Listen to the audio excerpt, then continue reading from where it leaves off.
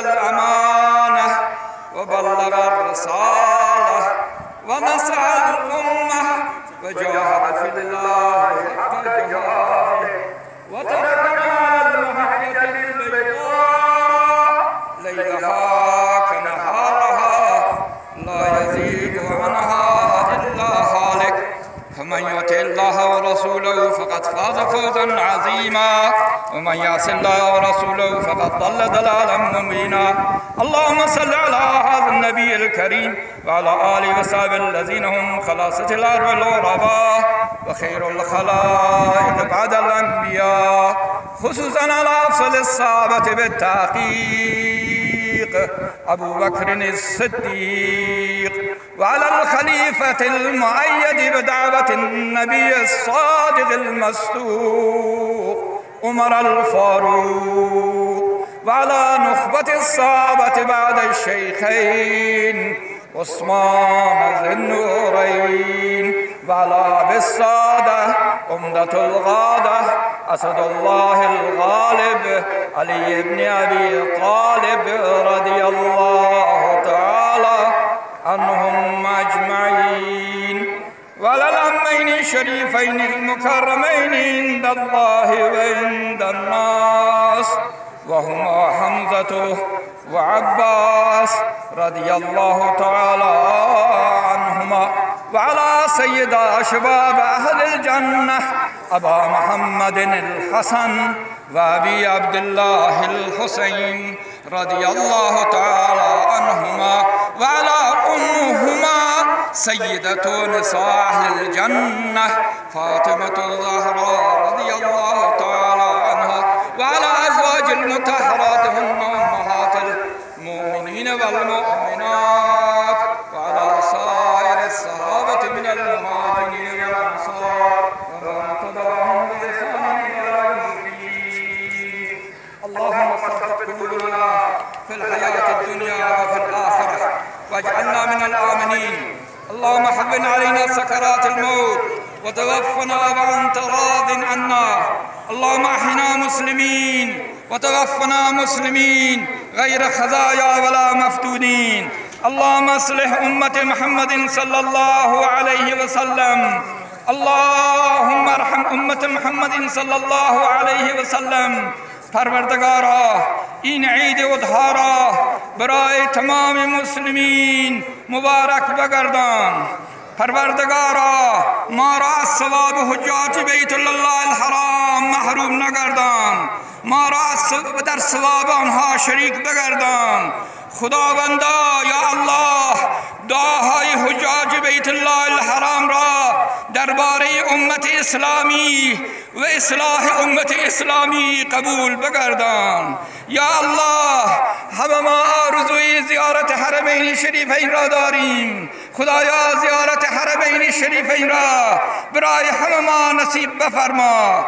خداوندا یه شاعر مجنون میگوید و ما حب الدیار شغفن قلبی ولكن حب من سکن الدیار.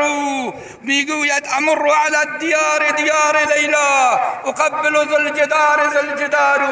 خدایا این شاعر و این عاشق مجنون به دیار لیلا می رود و دیار لیلا را بوسه می خورد و با آن عشق می ورزد. ما ای خدایا ما به دیار محبوب تو، به دیار محبوب ما حضرت رسول صلی الله علیه وسلم به مکه و مدینه عشق می ورزیم. خدایا ما عاشق مکه و مدینه هستیم.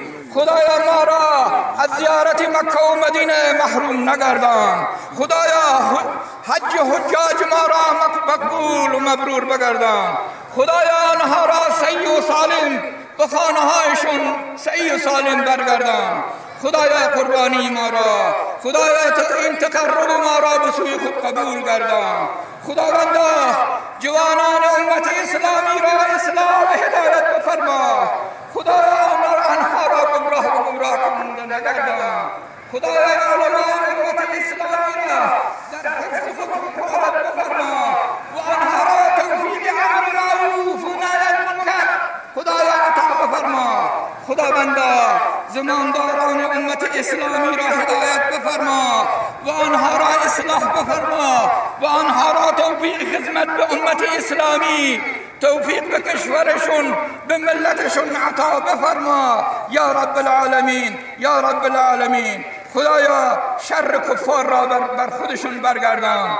خدایا ما را از شر کفار، از شر شیاطین نجات بفرما. خدایا هر کس به اسلام اراده بد دارد خدایا و اراده سوی اون را به خودشون برگردان یا رب العالمین، یا رب العالمین. خدایا آنها را به خودشون مشغول گردان. خداوندا مشکلات امت اسلامی را حل بگردان. خدایا تو مردان ما را، زنان ما را، همه را خدایا توفیق هدایت بفرما. خدایا مصیبت ها را از ما دور گردان. خداوندا فتنه های اختلاف و تفرقه ها را از امت اسلامی خدایا دور بگردان. خدایا امت اسلامی را متفق و متحدتر بگردان. خدایا دسیسه های کید دشمنان را به خودشون برگردان. خداوندا الحق هر جا که هستن آنها را پیروز بگردان. خدایا حاجات ما را از خزانه غیب خود برآورده بگردان. خدایا حاجات ما را از خزانه غیب خود برآورده بگردان. خدایا قرضداران را از خزانه غیب خود برآورده بگردان. خداوندا مریضان ما را از شفاخانه ما نزل من القرآن شفای عاجل و صحت کامل عطا بفرما. خدایا حجاج ما را، خدایا اسیران ما را، مسافران ما را صحیح و سالم به آغوش خانه‌هایشون و خانواده‌هایشون برگردان یا رب العالمین. خدایا در این روز مبارک اموات ما را، اونهایی که عیدهای قبل با ما بودند و اکنون به رحمت حق پیوستند، خدایا رحمات خود را در روز عید بر قبرهایشون نازل بگردان و قبر آنها را روضه از ریاض جنت بگردان و آنها را معشوق با پیامبران و صدیقین و شهدا و صالحین بگردان. خدایا گناهان ما را مغفرت بگردان. خدایا آخر کلمه ما را کلمه لا اله الا الله محمد رسول الله بگردان و ما را در قیامت الشفاعت محمد رسول الله، الشفاعت قرآن، الشفاعت صالحین خدایا ما را محروم بگردان و خدایا خاتمه ما را به ایمان بگردان. آخر دعوانا الحمد لله رب العالمین و صلی الله تعالی و سلم علی خیر خلق سیدنا محمد و علی آله و اصحابه اجمعین برحمتك یا ارحم الراحمین.